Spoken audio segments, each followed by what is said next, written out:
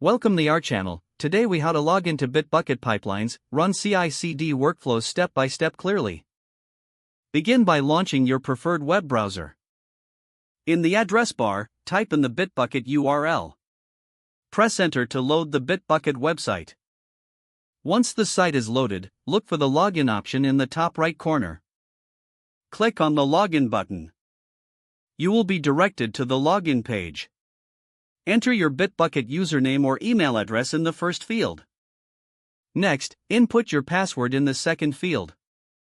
Review your credentials to ensure they are correct.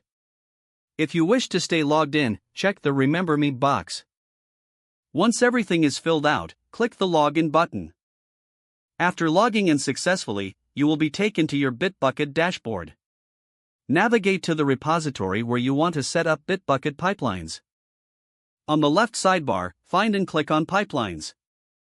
If you haven't set up pipelines yet, you will see an option to enable it. Click on the Enable Pipelines button to get started.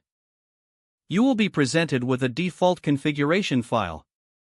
Review the sample configuration provided by Bitbucket. Feel free to modify the configuration according to your project requirements. After customization, save the file by clicking the Commit button.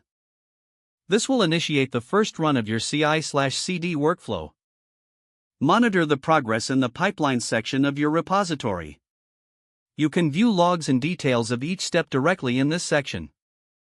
Once the pipeline completes, review the build status and logs to confirm success.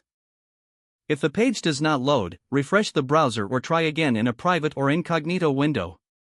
Make sure you are using the correct email address, then retype it carefully to avoid small typos.